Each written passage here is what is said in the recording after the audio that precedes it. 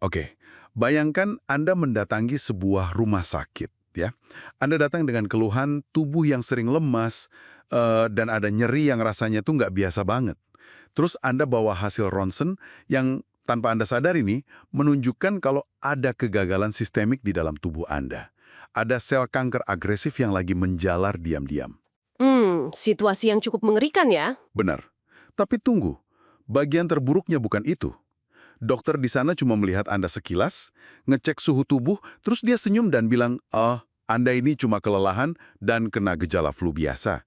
Terus dia cuma meresepkan, ya, sirup obat batuk. Katanya tidur yang cukup, besok juga udah bisa aktivitas lagi. Nah, tragedi dari skenario yang Anda sebutkan tadi, itu sebenarnya bukan pada rasa sakit fisiknya ya. Tragedinya ada pada rasa aman palsu, rasa aman yang ditimbulkan oleh diagnosis yang salah itu. Iya kan, karena pasiennya mikir dia baik-baik aja. Betul. Kenyamanan sesaat dari sirup obat batuk itu malah menidurkan kewaspadaan pasiennya. Sementara itu, ya penyakit aslinya terus menggerogoti dari dalam tanpa ada perlawanan medis yang semestinya. Tentu saja, karena mengobati penyakit mematikan seolah-olah itu cuma flu musiman, itu bukan sekedar nggak efektif ya, tapi itu fatal. Itu secara aktif menghalangi si pasien buat dapat intervensi yang benar-benar bisa menyelamatkan nyawanya. Nah, buat Anda yang sedang mendengarkan eksplorasi mendalam kita hari ini, kami mengajak Anda untuk memikirkan analogi medis tadi. Karena prinsip yang persis sama, ternyata sedang terjadi pada skala yang jauh-jauh lebih masif. Iya, dan ini yang akan kita jadikan fokus dari bedah materi kita kali ini. Dari tumpukan catatan literatur teologis, filosofis, sampai sosiologis yang kita punya hari ini, kita bakal melihat gimana sumber-sumber ini mencoba mendiagnosa ulang kondisi fundamental umat manusia. Betul. Hari ini, misi kita adalah membedah apa yang diklaim oleh teks-teks sejarah sebagai penyakit paling mematikan dalam eksistensi manusia, yaitu konsep dosa. Dan yang bikin kumpulan materi ini sangat menarik adalah argumen mereka bahwa dunia modern kita tuh sering banget salah mendiagnosa kondisi ini. Mulai dari ilmu psikologi sampai pandangan keagamaan secara umum.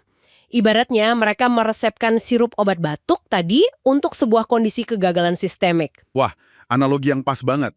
Jadi kalau pendekatan obat flu ini dianggap gagal oleh literatur kita, pertanyaan pertamanya adalah, apa sih sebenarnya penyakit itu? Karena ya, kalau kita turun ke jalan sekarang nih, terus kita tanya ke orang acak tentang definisi dosa, saya yakin banget 9 dari 10 orang bakal ngasih kita sebuah daftar pelanggaran hukum. Kayak, mencuri, berbohong, menipu pajak, atau ya sekedar melanggar lampu merah. Itu respon yang sangat alami karena ya manusia tuh emang cenderung mendefinisikan masalah berdasarkan gejala yang paling kasat mata aja. Tapi teks-teks kuno yang jadi dasar literatur ini memaksa kita untuk melihat jauh ke bawah permukaan. Ke akar masalahnya ya. Tepat sekali. Kalau kita bedah bahasa aslinya, khususnya bahasa Yunani yang sering dipakai di literatur Alkitab, kata untuk dosa itu adalah hamartia. Nah, secara konseptual, kata hamartia ini sama sekali nggak merujuk pada pelanggaran hukum perdata. Secara harfiah, maknanya adalah meleset dari sasaran. Meleset dari sasaran. Oke, berarti kita harus nanya balik nih, sasarannya itu apa? Karena kalau sasarannya cuma kesepakatan sosial masyarakat aja, standar moral itu kan elastis banget. Apa yang dianggap tabu 100 tahun lalu, bisa aja jadi sesuatu yang dirayakan hari ini, dan ya sebaliknya kan. Nah, disitulah letak kuncinya. Teks-teks ini berargumen kuat kalau sasarannya tuh bukan konstruksi sosial buatan manusia yang berubah-ubah itu. Sasarannya adalah kesempurnaan moral dari sang pencipta itu sendiri. Oh, wow. Standar yang absolut berarti ya? Sangat absolut. Jadi konsep dosa di sini diposisikan sebagai segala sesuatu yang berlawanan dengan natur atau karakter pencipta. Keegoisan, ketidakadilan, kebencian, semua itu dianggap dosa bukan cuma karena melanggar aturan kertas, tapi karena secara fundamental mengkontradiksi struktur realitas yang dirancang sama sang pencipta. Biar gampang, literatur ini membedah dosa jadi 3 lapisan kedalaman. Lapisan pertama pastinya tindakan nyata dong ya. Kayak daftar kriminalitas yang sempat saya sebutin di awal tadi. Pelanggaran eksplisit. Betul, itu paling luar. Terus, turun ke bawahnya ada lapisan sikap atau tendensi batiniah. Gini, Anda bisa aja duduk diam di dalam kamar seharian, tanpa menyakiti fisik siapapun di luar sana. Tapi kalau di dalam sana, pikiran Anda dipenuhi kebencian, iri hati yang merusak, atau kesombongan yang merendahkan orang lain, dalam kacamata hamartia tadi, Anda sudah meleset dari sasaran. Walaupun nggak ada tindakan fisiknya sama sekali ya. Dan ini bawa kita ke lapisan ketiga nih, yang menurut catatan literatur kita, adalah lapisan yang paling fundamental. Bahwa dosa itu bukan sekedar tindakan, bukan juga sekedar sikap, tapi sebuah hakikat. Atau netur, ada satu perumpamaan dari tumpukan bacaan kita yang nempel banget di kepala saya. Yang tentang busur panah itu ya, banget, fokusnya tajam. Tapi, masalahnya busur panah yang dia pegang itu punya cacat produksi. Kayunya udah melengkung dan bengkok sejak awal dari pabriknya. Sehebat apapun dia nyoba ngarahin anak panahnya ke titik tengah target, secara mekanis proyektil itu pasti bakal meleset. Perumpamaan yang luar biasa ya buat ngilustrasiin akar masalahnya. Mekanisme busur yang bengkok itu ngejelasin kenapa manusia secara konsisten selalu gagal mencapai standar kesempurnaan tadi. Jadi, premis utama dari sumber teologis ini tuh membalikkan logika awam kita. Gimana tuh pembalikannya? Gini, kita tidak menjadi berdosa karena kita melakukan dosa. Sebaliknya, kita melakukan dosa karena setelan pabrik atau struktur fundamental kita ini memang sudah bengkok sejak awal. Kalimat itu harus dicatat sih buat Anda yang lagi dengerin. Setelan pabrik kita udah bengkok. Kalau kita bawa ini ke ranah filosofis, sumber kita mengklaim kalau esensi terdalam dari kebengkokan ini sebenarnya adalah pemberontakan kehendak atau volisional. Makhluk ciptaan yang terbatas secara sadar mencoba menggulingkan otoritas penciptanya demi jadi Tuhan atas dirinya sendiri. Ini kan kayak tindakan yang sangat irasional ya? Irasional banget. Coba aja pikir, gimana mungkin sesuatu yang benar-benar bergantung pada sumber eksistensinya cuma buat bisa bernafas, malah nyoba mendeklarasikan otonomi absolut dari sumber tersebut? Tapi kegilaan logis inilah yang secara esensi didefinisikan sebagai inti dari natur yang jatuh itu. Karena saya tahu banget pembaca modern pasti bakal ngasih sanggahan di sini. Kalau busur kemanusiaan kita ini dibilang udah bengkok sejak awal, pertanyaannya, dari mana datangnya cacat produksi itu? Karena gagasan arus utama di dunia pendidikan kita sekarang tuh sangat memuja konsep tabula rasa, kan? Kertas putih ya? Iya, gagasan bahwa setiap bayi itu dilahirkan suci bersih kayak selembar kertas putih, dan cuma lingkungan yang buruklah yang mencoret-coret kertas itu. Konsep tabula rasa itu emang romantis banget sih kedengarannya dan sangat mendominasi narasi modern, tapi sumber-sumber teologis kita membongkar asumsi itu lewat doktrin yang sering disebut dosa asal atau original sin. Dan tenang aja, tanpa harus pakai jargon yang membingungkan, literatur ini merunut awal mulanya dengan sangat jelas. Mulainya dari mana tuh? Dikatakan infeksi pemberontakan ini pertama kali muncul di alam spiritual, diinisiasi oleh entitas malaikat yang sering kita kenal dengan nama Lucifer, yang terobsesi pengen menyamai Allah. Nah, pola pikir pemberontakan yang sama inilah yang kemudian diselundupkan ke dalam narasi di Taman Eden. Oh, momen pas Adam dan Hawa itu ya? Berarti godaan awalnya tuh bukan cuma sekedar nyuruh mereka ngelanggar aturan diet soal buah terlarang dong? Jelas bukan. Daya tarik utamanya adalah tawaran otonomi absolut tadi. Kalau kita baca teks aslinya, godaannya adalah kamu akan menjadi seperti Allah. Dan di titik itulah mekanisme keketuaan federal atau sistem perwakilan mulai beroperasi. Ini konsep yang sangat krusial. Sistem perwakilan gimana maksudnya? Jadi, dokter ini memaparkan kalau Adam itu nggak bertindak cuma buat dirinya sendiri sebagai individu. Dia diangkat sebagai kepala perwakilan untuk seluruh umat manusia yang bakal lahir setelahnya. Jadi ketika dia milih untuk memberontak, kegagalan itu merusak struktur hakikat manusia.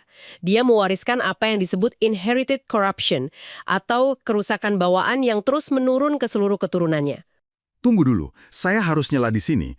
Buat telinga orang modern kayak kita, konsep dihukum karena perbuatan leluhur ribuan tahun lalu tuh rasanya nggak adil banget kan?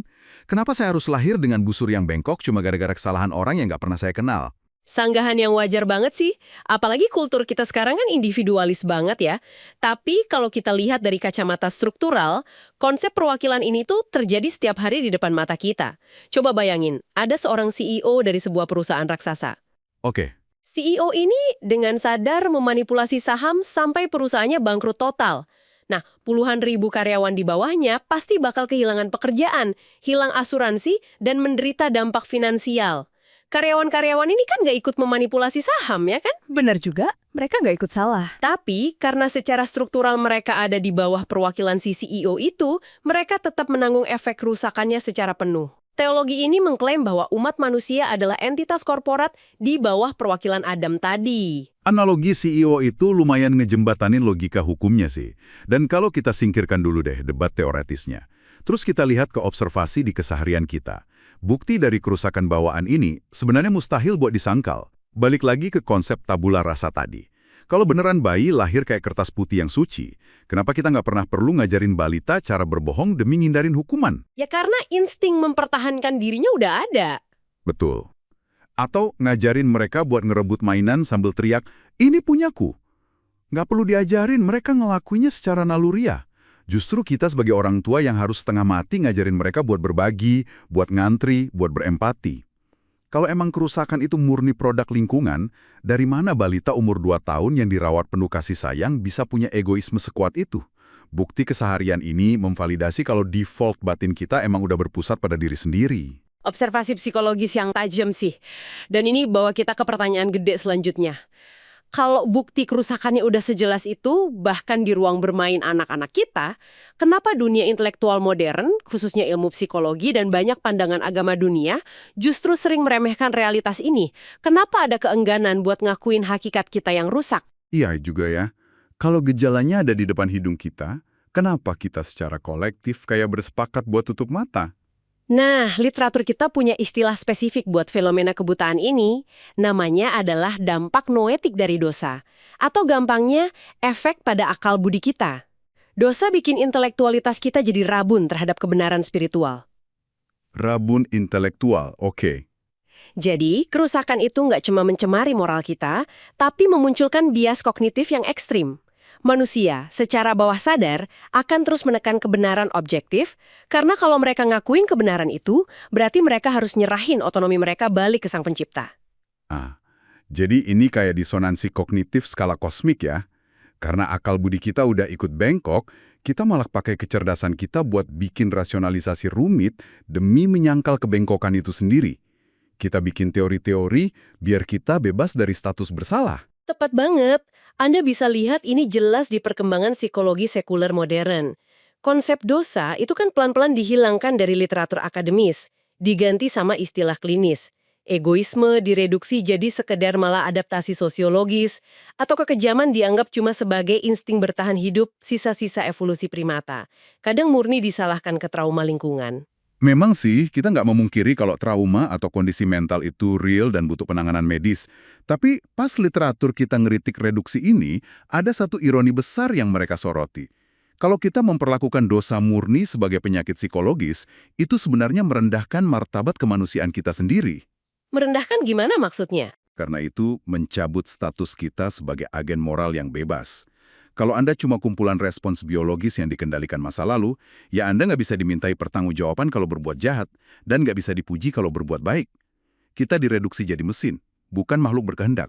Betul sekali, menghilangkan kapasitas manusia buat bertanggung jawab sama aja ngelepasin kemanusiaannya. Di sisi lain, literatur ini juga menyoroti gimana pandangan agama-agama dunia secara umum sering banget meremehkan dosa. Tanpa nyebut tradisi tertentu ya, ada pola pikir umum yang menganggap dosa tuh cuma sekedar kelemahan kecil. Kayak semacam utang ringan aja. Oh, yang pakai sistem timbangan amal itu ya? Iya, solusi yang ditawarkan selalu menimbang perbuatan baik lawan perbuatan buruk. Logikanya, selama persentase kebaikan Anda sedikit lebih berat, ya alam semesta bakal ngebiarin Anda lewat. Konsep timbangan kosmik itu emang kedengaran sangat praktis sih buat dipraktekin, tapi sumber-sumber kita nganggap itu cuma bentuk lain dari diagnosis flu biasa tadi. Kenapa? Karena mereka gagal memahami gravitasi atau seberapa besar sosok yang sedang kita langgar. Ada satu eksperimen pemikiran yang sering saya temuin nih pas ngobrol sama orang yang percaya moralitas itu relatif. Gimana tuh eksperimennya? Anda pasti pernah ketemu kan? Orang yang ngotot bilang, semua kebenaran tuh relatif. Nggak ada yang mutlak. Dosa itu cuma alat kontrol sosial buatan manusia aja. Wah, sering banget kalau di lingkungan akademis. Nah, bayangkan orang yang sama itu, pas dia lagi asyik berargumen kalau nggak ada yang benar-benar salah, tiba-tiba ada orang lewat ngejambret dompetnya. Saya jamin detik itu juga dia bakal teriak nuntut keadilan yang mutlak. Dia bakal minta polisi nangkap si pencuri karena haknya dilanggar. Reaksi spontan itu tuh ngebuktuin kalau hukum moral objektif itu tertanam permanen di nurani kita. Kita marah karena kita tahu ada desain yang dilanggar. Dan kalau emang ada hukum moral objektif yang diinjak-injak, secara jurisprudensi logis pasti ada konsekuensi hukumnya. Nah, teks-teks kita ini belak-belakan banget ngomongin upah atau harga dari pemberontakan itu. Konsekuensi pertamanya sangat spiritual, pemisahan total dari sang pencipta. Yang notabene adalah sumber kehidupan itu sendiri kan? Betul, dan terputus dari sumber kehidupan itu otomatis menghasilkan satu hal. Kematian. Cuma, literatur kita ngebedah kematian lebih dari sekedar jantung yang berhenti berdetak. Ada 3 tahap. Kematian spiritual saat ini, di mana jiwa kita buta dan teralienasi. Terus kematian biologis fisik, dan terakhir, kematian kekal. Keterpisahan absolut yang ditetapkan sebagai hukuman yudisial. Bahkan dampaknya merembet jadi kutukan kosmik. Kutukan kosmik. Istilah ini menarik banget. Maksudnya gimana tuh alam semesta ikutan kena kutuk? Logikanya balik ke peran awal manusia sebagai wakil pengelola bumi. Pas pengelolanya memberontak, seluruh domain di bawah otoritasnya ikutan kacau. Di sains modern kita kenal ini sebagai hukum entropi, segala sesuatu bergerak menuju pembusukan dan kehancuran. Bencana alam, penyakit, semua itu manifestasi fisik dari tatanan yang udah putus dari harmoni aslinya. Wah. Dan secara sosial, kita lihat manifestasinya tiap hari ya. Ketidakadilan struktural, kurangnya empati, apalagi kalau kita ngomongin kejahatan kera putih. Ini nih bukti paling kuat kalau pendidikan tuh bukan obat penawar dosa. Maksudnya kasus korupsi gitu? Iya, korupsi triliunan rupiah tuh nggak dilakuin sama orang putus sekolah karena lingkungan kumuh loh. Kejahatan yang dampaknya paling menghancurkan itu dilakuin sama orang-orang berdasi, lulusan universitas elit, gelarnya master dan doktor. Kalau penyakit ini cuma soal kurang edukasi, kaum terpelajar harusnya kebal dong. Fakta kalau kecerdasan mereka justru dipakai buat ngerampok, itu bukti kalau masalahnya ada di hati, bukan di otak. Observasi yang ngeri banget sih itu. Dan ini bawa kita ke prinsip yudisial yang paling krusial di sumber kita. Kenapa hukuman dosa ini dikategorikan sebegitu ekstrimnya? Gini, hukum universal itu melihat bahwa beratnya sebuah kejahatan tidak cuma diukur dari tindakannya, tapi terhadap siapa tindakan itu diarahkan. Oke, ini logis banget. Kalau saya lagi jalan terus nggak sengaja nginjak semut, nggak akan ada yang peduli. Tapi kalau saya nendang anjing peliharaan tetangga saya bisa dilaporin. Kalau saya mukul pejalan kaki, saya dipenjara. Tindakannya kan sama-sama ngasih rasa sakit fisik, tapi hukumannya naik berkali-kali lipat tergantung nilai dari korbannya. Betul. Sekarang tarik logika itu ke puncak absolutnya. Pemberontakan umat manusia ini diarahkan ke pencipta yang kemuliaan dan kesuciannya itu infinite, tidak terbatas. Maka secara hukum, pelanggaran sekecil apapun mendatangkan utang moral yang nilainya juga infinite, utang yang tak terbatas. Jadi kalau kita sintesisin semua diagnosisnya hari ini ya, kita lahir dengan busur yang cacat bawaan. Akal budi kita punya bias buat menolak tanggung jawab. Kita merusak tatanan sampai tingkat kosmik. Terus kita punya utang hukum tak terbatas. Pertanyaannya, gimana caranya kita bisa menyelamatkan diri kita sendiri? Kesimpulannya sangat brutal. Kita nggak bisa. Manusia itu makhluk yang terbatas atau finite. Makhluk finite nggak akan pernah punya kapasitas buat bayar utang hukum yang infinite. Mau berapa miliar kebaikan yang kita kumpulin seumur hidup, angkanya nggak bakal nyentuh nilai tak terhingga yang dituntut sama keadilan absolut tadi. Lagi pula, literatur kita juga nyorotin kalau hakikat kemanusiaan kita emang udah tercemar. Ya busur kita bengkok tadi. Berarti semua perbuatan baik atau usaha agama kita pun motifnya nggak pernah benar-benar 100% murni. Sering banget ada kebanggaan terselubung. Atau cuma sekedar nyogok sistem biar nggak dihukum. Ibaratnya nih, kayak kita mau ngebersihin jendela kaca, tapi pakai kain kotor yang direndam lumpur. Usaha yang sia-sia dan kontradiksi secara logika. Nah, pas dihadapkan sama jalan buntu inilah, literatur teologis kita memperkenalkan resolusinya. Solusi ini dirancang murni dari sisi sang pencipta dan kembali pakai sistem keketuaan federal atau perwakilan tadi. Oh, yang Adam tadi ya? Ya. Kalau kehancuran dan utang tak terbatas itu masuk lewat satu perwakilan yang gagal, yaitu Adam, maka keadilan secara hukum menuntut jalan keluarnya juga harus lewat satu perwakilan manusia yang baru dan sempurna, Dan dari situlah, teks-teks ini mempresentasikan Yesus Kristus sebagai satu-satunya resolusi logis dan legal. Pertanyaannya, kenapa harus sosok ini? Maksud saya, kenapa tugas ini nggak diserahin aja ke sosok nabi yang suci banget atau malaikat gitu? Karena perwakilan yang baru ini harus memenuhi dua syarat jurisprudensi yang nggak mungkin disatukan oleh alam. Syarat pertama, ia harus sepenuhnya manusia. Keadilan nuntut utang spesies manusia dibayar oleh spesies manusia juga. Malaikat nggak bisa mewakili kita karena mereka bukan ras manusia. Dia harus punya kerentanan daging dan darah buat bisa disidang sebagai pengganti. Masuk akal. Tapi kalau dia cuma manusia biasa, meskipun dia nggak pernah berbuat dosa, tetap ada mentok di masalah matematika tadi kan? Satu nyawa manusia finite cuma bisa gantiin satu nyawa manusia finite lainnya. Nggak cukup buat lunasin utang infinite dari miliaran manusia. Oleh karena itulah syarat kedua ini mutlak. Ia juga harus sepenuhnya ilahi, sepenuhnya Allah. Cuma, kalau perwakilan ini punya esensi pencipta yang tak terbatas, maka pengorbanannya punya nilai intrinsik yang infinite juga. Nilai tak terbatas itulah satu-satunya mata uang moral yang cukup buat melunasi semua utang umat manusia yang mempercayakan diri padanya. Manusia sejati supaya legal menggantikan posisi kita, ilahi sejati supaya bayarannya lunas tanpa batas. Wah, mekanisme yang luar biasa presisi ya. Ini ngingetin saya sama analogi orang yang tenggelam di lautan keegoismannya sendiri. Sebanyak apapun orang itu meronta, secara hukum fisika, dia nggak bisa nyelamatin dirinya dengan cara narik rambutnya sendiri ke atas. Usaha membenarkan diri sendiri itu cuma absurditas. Dia mutlak butuh intervensi, butuh tangan kuat yang turun dari luar lautan itu buat narik dia keluar dari maut. Dan ingat, pemahaman tentang diagnosis awal tadi, bahwa ini bukan flu biasa, tapi kegagalan sistemik, itu adalah prasyarat mutlak. Selama pasien merasa dirinya cuma flu ringan, dia nggak bakal pernah berhenti nyoba berenang sendiri. Dan dia nggak akan pernah mau diraih sama tangan penyelamat itu. Bagi Anda yang terus ngikutin obrolan kita sampai di titik ini, sumber bacaan kita pada dasarnya lagi bawa Anda ke sebuah persimpangan.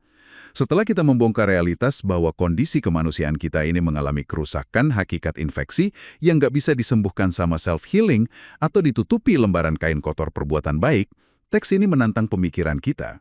Betul. Memahami beratnya hukuman pelanggaran ini seharusnya menghancurkan ilusi kemandirian kita. Literatur ini didesain bukan cuma buat konsumsi intelektual aja, tapi untuk mempersuasi Anda supaya berhenti ngandelin kekuatan sendiri dan mulai melihat kalau keselamatan dalam Kristus adalah satu-satunya obat yang valid. Karena melihat realitas dosa kita tuh bukan buat bikin kita depresi. Justru keputusasaan terhadap kemampuan diri sendirilah yang jadi satu-satunya pintu gerbang menuju pembebasan yang sejati. Super sekali. Kami sangat menyarankan buat Anda untuk meluangkan waktu meninjau kembali materi-materi dari episode eksplorasi mendalam kita sebelumnya ya. Fondasi pemahaman soal natur kejatuhan ini penting banget buat topik kita selanjutnya. Ya, karena setelah kita ngebangun logika tentang realitas dosa dan kebutuhan akan perwakilan ilahi manusia ini, bedah materi kita berikutnya bakal sangat memikat. Kita akan membedah secara spesifik gimana mekanisme pertukaran agung itu benar-benar terjadi di atas kayu salib. Kita lihat transfer hukumnya secara detail. Sesi berikutnya pasti bakal padat dan mencerahkan banget sih. Tapi sebelum kita berpisah, kami mau ninggalin satu pertanyaan yang lumayan provokatif nih buat Anda renungkan. Silakan. Kalau utang yang nilainya tak terbatas itu udah terbukti secara logis, nggak bisa Anda bayar sendiri, dan sekarang pelunasannya itu ditawarkan secara cuma-cuma sebagai sebuah anugerah, beban kebanggaan intelektual macam apa sih yang saat ini masih Anda peluk erat-erat sampai-sampai Anda menolak untuk menerimanya? Coba pikirkan itu.